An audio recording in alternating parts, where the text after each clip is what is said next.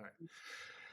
Hello, church. This is Reverend Aaron, and I am glad you're hanging out with us online in YouTube today. I want to take some time to introduce our brand new Interim Music Production Coordinator, Kim Taylor.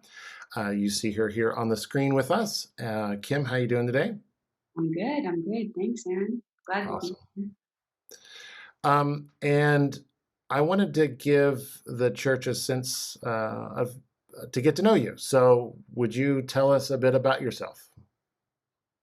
Oh gosh. Okay. I'm trying to. I'm at that stage and age where you have to pick out the most important pieces. My partner is and I moved from Cincinnati, Ohio, in January to Berkeley, California. He is a seminary student.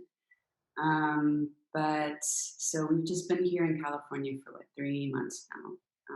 So new Californians actually just felt my first earthquake the other night, which was wonderful. Um, I was born and raised in Florida, but I've been living in Cincinnati for the last 20, almost 25 years now. So yeah, anything else? Anything else up front you want to know? That's great. Tell us a bit about your sort of life with music and how that has intersected with the church. And I know, and then I'd love, as you sort of weave that story, I'd love to hear more about the noon service, which is the most recent thing that you were doing before moving to Berkeley.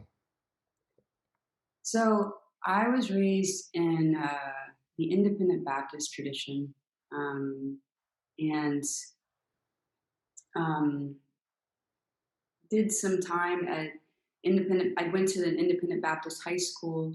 When I graduated high school, I spent about 3 years at a Bible college in Florida, in Central Florida. Um, and music in all of that, I grew up playing the piano. I was a band nerd in junior high, played flute. That's where I learned all my theory. Played piano through high school, sang in choir, picked up the guitar when I was about 18. Um, when I was in Bible college, is really where I started playing the guitar. And I started writing songs. I was about 19 when I started writing songs, and I started playing around Orlando. That eventually led to a little tour that I did that stopped me through Cincinnati in my early 20s, about 20 actually. Long story short, I eventually found my way to Cincinnati, left Florida, moved to Cincinnati, and became part of a Christian community there, where I met my current partner, almost 25 years now. Um, and I was a worship leader briefly in the vineyard. That was part of the community I was in Cincinnati. And eventually, my husband and I left the vineyard for multiple reasons. And we were without a church home for about 10 years. Um, and I wasn't sure that we ever would be able to find a church home. But anyway, during that time, we owned a coffee shop, and I started touring. I had a lot of opportunities to tour, and sort of my own personal songwriting career sort of exploded during that time. So my focus was coffee shop, and I was a mom, and I was touring all the time. My husband was teaching, and then around 2013, my son was about 12, and because I was raised because I was raised independent Baptist, I was also raised fundamentalist. And quite frankly, we were a little afraid that our son would be vulnerable to fundamentalism because he wasn't really getting any sort of formation. There was no church community he was involved with. So we started doing this thing called Bible breakfasts, where we would start doing sort of Bible formation with him on a daily basis. And that led us to think we really need to explore and see if there's a church out there we can connect with. And I had never heard of the Episcopal Church. We landed at the cathedral in downtown Cincinnati. We literally Googled the Episcopal church, or we Googled progressive church and found the cathedral. We showed up at the cathedral about 2 months before they installed the new dean, Mhm. the Reverend Gail Greenwell, who just retired last year. And she found out that I did music within the first 6 months. Mhm. Got to know her, and she was wanting to. Part of her initiative was to create a new service, and so she recruited me to help create a new service, which initially was modeled after St. John's in Denver, this program called The Wilderness, which is this really beautiful evening service, liturgical service, really amazing music, very different from what you hear at a traditional, Sunday morning Episcopal church. Um, so I did that for about a year and a half at the cathedral, and for a variety of reasons, we decided to shift it. We were really looking to create something that was community centered, Mhm. that was building a worshiping community, that was also drawing people, new people into the cathedral, people that had that were like us, that had never stepped foot into an Episcopal church, and that birthed the noon service. And the noon service has been around now for about 3 years. And musically, the noon service was really built around. I had visited Nadia Bolz-Weber's House for All Sinners and Saints in Denver, and the community was in a circle. The singing was a cappella, um, and there was a lot of paperless singing, but there was also hymn singing. There was sort of a combination of the two, and I was really moved by how community focused the singing was, and so I brought that idea and that concept to the noon service. But the noon service is really a mixture of community singing, sort of paperless singing, and chants. It's very contemplative at times, and it's also, we sing hymns. We sing stuff from Levos and the hymnal 1982. I've often taken hymns that are very familiar and maybe sort of tweaked some of the melody a little bit more. I don't like to use the word contemporized, but just made it feel a little bit more like what you would sort of feel, and also just bringing my own aesthetic as a honestly, as a folky singer songwriter. There was a lot of piano, banjo, guitar, Shruti box, which I'm super looking forward to bringing to St. Jude's community. So yeah, that is the last community that I've been a part of at the cathedral. So Awesome. Thank you for telling us that story. One of the things that I will link to in when I share this video is an article that you collaborated on, "Come as You Are: Music and Art at the Noon Service," that I will recommend to the folks in our community to read. I wanted to highlight a couple, like 3 or 4 sentences from that, and would love for you. I'll read them, and then would love for you to sort of expand on them. It builds right on what you were just saying. So this is from that article. Though we eventually fell in love with the breadth and depth of Episcopal theology, we continued to feel awkward and even slightly alienated from the formal service. It didn't really speak to my soul, and I longed for a warm, informal liturgy and space built around relationships. I wanted to unpack theology as part of worship and sing from my heart. I longed for an Episcopal-shaped space where the Book of Common Prayer in all its beauty met me where I was in the real world. mhm. Tell me more about that.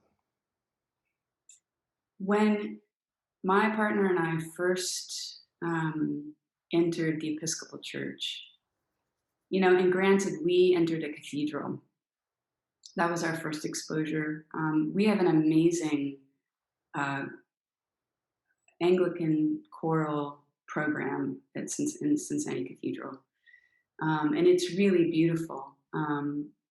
But I I felt very disconnected from it.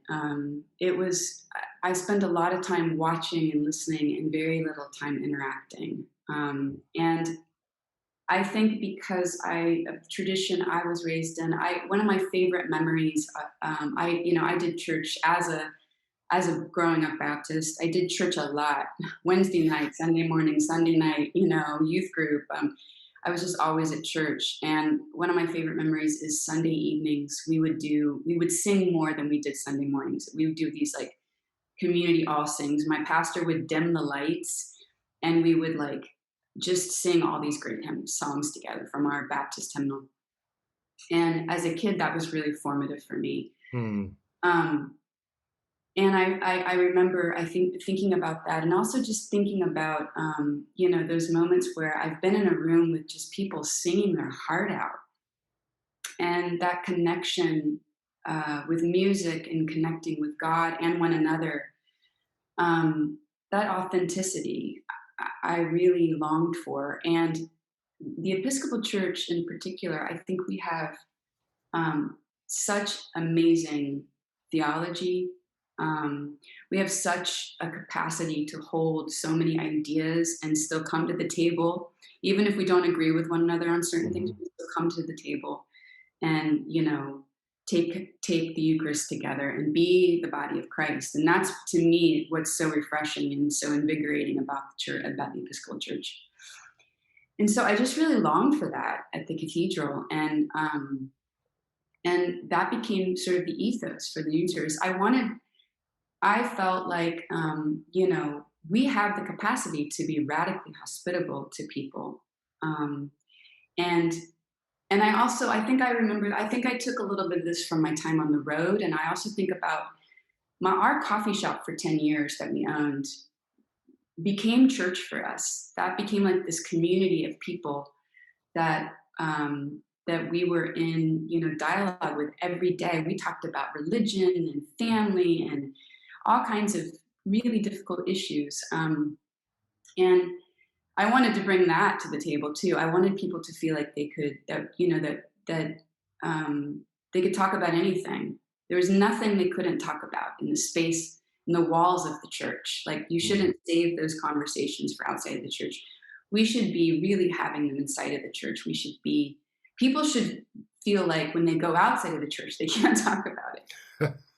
But when they're in the church, they should talk about it. It's their safe place to talk about stuff that's really difficult, particularly in our current climate. I think Hmm. people long for safety and community, and so musically, yeah, I just felt like I wanted people to feel connection, and I wanted them to be a part of that, making music together. So That's awesome. Thank you. Thank you. That resonates deeply with me as well. And I think it resonates, my hunch is that it will resonate deeply for St. Jude's folks, which is part of why we called you to join us on this next leg of our journey as a interim music minister. So I'm excited about that. I think this is my last question for you, and that is basically, what are you excited about? What are you hoping for with your time at St. Jude's? What's invigorating you about this next opportunity that's before you? I first of all, I have to say that I miss community. I miss being a part of the body of Christ. Really, since we've left Cincinnati, we haven't really been.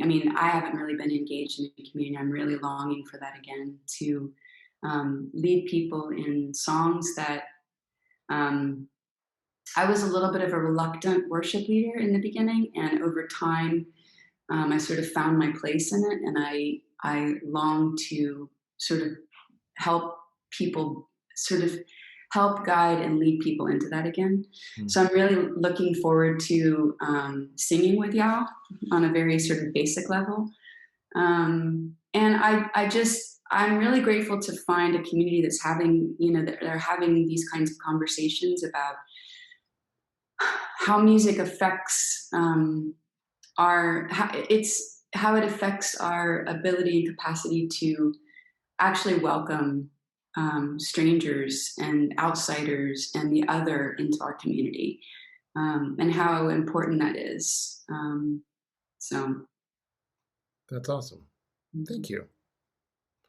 Well, I'm excited to have you on board. I'm excited to collaborate and work with you and the rest of our musicians here at St. Jude's as we seek to, as I keep saying throughout, as I have kept saying throughout this music discernment process, how do we make music together as a community, and how does music make us a community? And I'm excited to do that with you. So welcome on board.